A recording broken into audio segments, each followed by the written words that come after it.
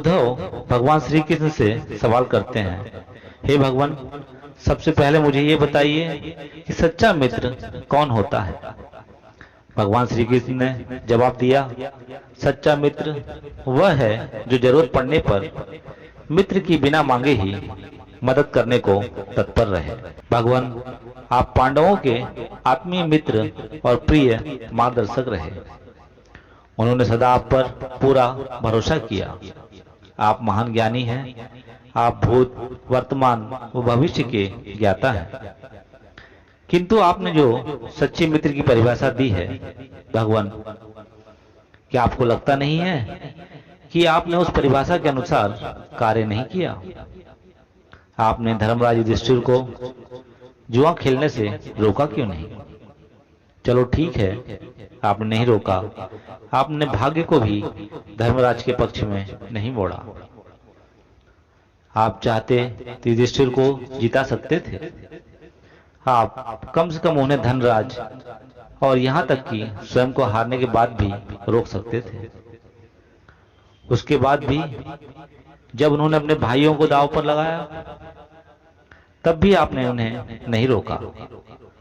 हद तो तब हो गई जब उन्होंने द्रौपदी को दांव पर लगाने को प्रेरित किया और जीतने पर हारा हुआ सब कुछ वापस कर देने का लालच दिया। कम से कम तब तो आप हस्तक्षेप कर ही सकते थे। अपनी दिव्य शक्तियों के द्वारा आप पासे धर्मराज की तरफ कर सकते थे। हे केशव, इसके स्थान पर आपने तब हस्तक्षेप किया जब द्रौपदी लगभग अपनी इज्जत के आखिरी तार को किसी तरह बचाते हुए आपको याद करती है। तब आपने उसे वस्त्र देकर द्रौपदी के लाज को बचाने का दावा किया। हे दीनानाथ, लेकिन आप यह दावा भी कैसे कर सकते हैं? उसे एक आदमी घसीटकर भरी सभा में लाता है और इतने सारे लोगों के सामने निर्वस्त्र करने के लिए छोड़ देता है। हे प्रभु, एक नारी की लाज बची कहाँ और आपने क्या बचाया? अगर आपने संकट के समय अपनों की मदद नहीं की तो आपको संकट मोचन कैसे कहा जा सकता है? क्या यही धर्म है? इन प्रश्नों को पूछते पूछते उद्धव का गला रुंध सा गया।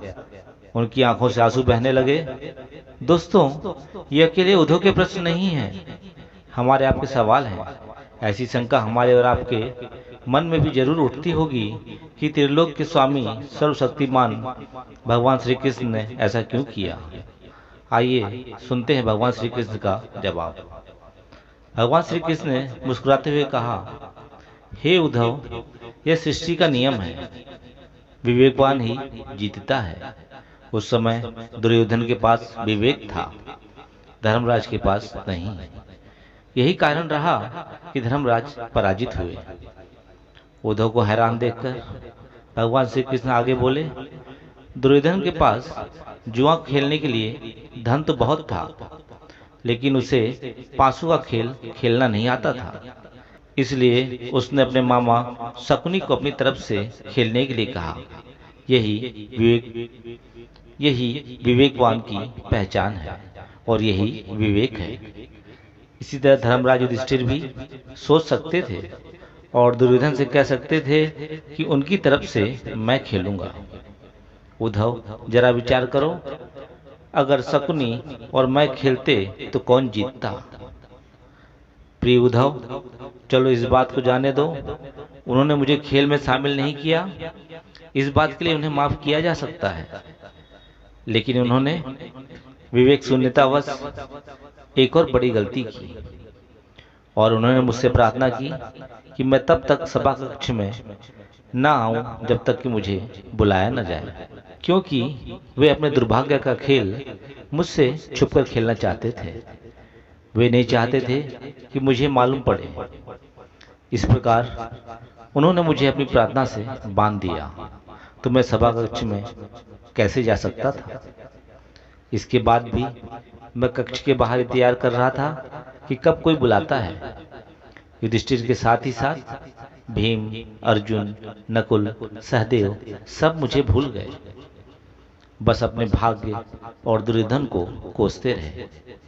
हे प्रिय उद्धव, आगे सुनो। अपने भाई के आदेश पर जब दुशासन द्रौपदी का बाल पकड़कर घसीटता हुआ सभा कक्ष में लाया, द्रौपदी अपने सामर्थ्य अनुसार उनसे जूझती रही। तब भी उसने मुझे नहीं पुकारा। उसकी बुद्धि तब जागृत हुई जब दुशासन ने उसे निर्वस्त्र करना प्रारंभ किया। जब उसने स्वयं पर निर्भरता छोड़कर अभ्यम कृष्णम की गुहार लगाई, तब मैं तुरंत ही अविलंब पहुंच गया।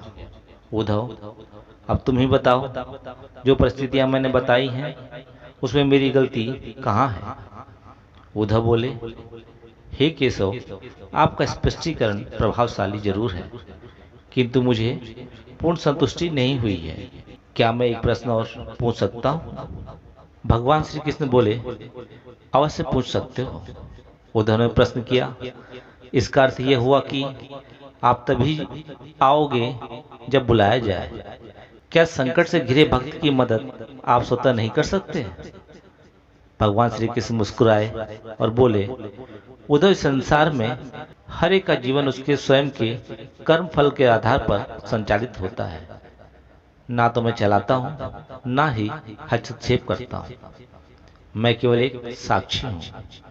उद्धव बोले, इसका मतलब कि आप हमारे नजदीक खड़े रहकर हमारे द्वारा किए जा रहे दुष्कर्मों का निरीक्षण करते रहेंगे। भगवान श्री कृष्ण कहते हैं, हे उद्धव, तुम शब्द के गहरे अर्थ को समझो। जब तुम समझकर अनुभव कर लोगे कि मैं तुम्हारे नजदीक साक्षी के रूप में हर पल हूं, तो क्या तुम कोई भी गलती कर सकोगे? जब तुम भूल जाते हो कि मुझे कोई देख नहीं रहा है, तभी मुसीबत में फंसते हो। धर्मराज का ज्ञान यह था कि उन्होंने ये मान लिया था कि वो मेरी जानकारी के बगैर जुआ खेल रहे हैं। अगर उन्होंने समझ लिया होता कि मैं प्रत्येक के साथ हर समय साक्षी के रूप में उपस्थित हूँ, तो क्या परिणाम स्वरूप महाभारत होती? ऐसा कदापि न होता। भक्ति से अभिभूत उद्धव मंत्रमुग्ध हो गए और बोले, प्रभु, कितना गहरा और गूढ़ सत्य से आपने मेरा परिचय कराया। मैं धन्य हो गया प्रभु। मेरा कोटि कोटि नमन स्वीकार करें। राधे राधे।